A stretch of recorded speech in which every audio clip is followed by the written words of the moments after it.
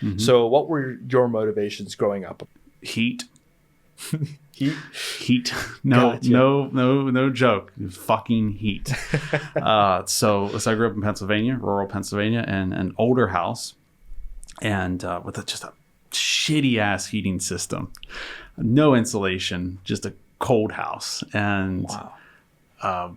that just really, like, it's so stupid, man. But just growing up, like, I just froze my ass off, and I didn't want to be poor. I wanted to be able to turn the heat on whenever I wanted to. I wanted to be able to eat whenever I wanted to. I didn't want a Rolex. I didn't want to have some Ferrari. I just wanted to be comfortable and not, questioning where the next meal's coming from and stuff like that. That has always driven me to get out of bed every morning. Now I've kind of reached the point where, I can turn the heat on when I want. I can eat what I want when I want. Now it's more along the lines of thinking about bigger picture stuff. I also own an education company. I think that's probably going to be a big focus for the next 5 to 10 years. Public service, I sometimes want to get into. But to answer your question, when I started, it was just fucking heat. And now it's kind of like thinking about the bigger picture stuff. Wow. And being a role model of mine, you basically, like, to me, you've made it. You have a beautiful house. Well, thank you, man. Yeah, of course.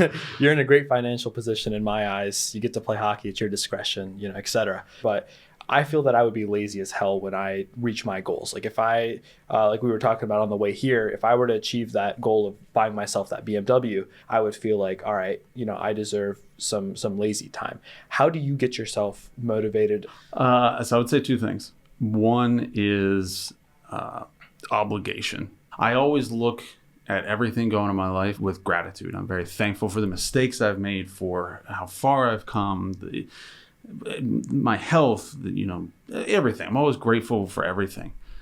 I almost feel this obligation to, like, look how fucking lucky you are, dude. And I think so many people need to, like, look in the mirror. Like, people get down and they're, like, depressed about life and stuff like that.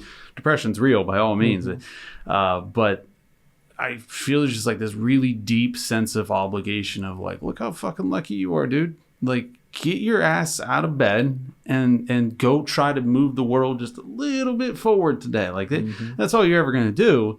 But just try to leave the world a little bit better today than what you found it. And I think, like, that's kind of almost the purpose of life, in my opinion, is to just move the needle a little bit forward and leave it a little bit better than what you found it.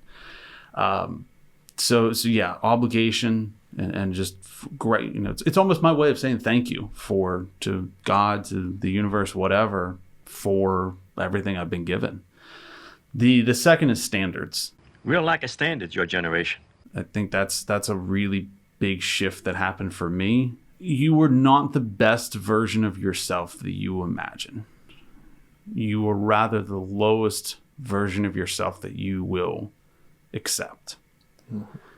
The truth is that you will do absolutely nothing to achieve your dreams, but you will fight to the death to not breach your standards. So if you have dreams or goals or whatever, you just simply must make them your undeniable, unrefutable standard. I constantly am beating those standards into myself. Like, is this your standard? Like, is this, if I get a little lazy or I do something lazy or whatever, I'm like, is this really what you want to do? Is this your standard?